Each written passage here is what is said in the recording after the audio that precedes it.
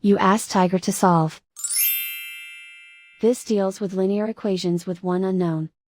The final result is x equals 4. Let's solve it step by step. Simplify the expression. Simplify the arithmetic. Group all constants on the right side of the equation. Add 4 to both sides. Simplify the arithmetic.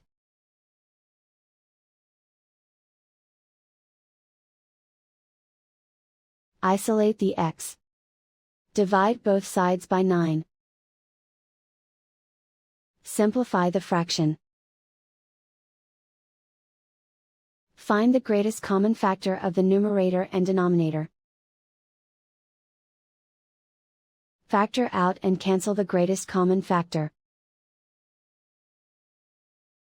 And so the final result is x equals 4.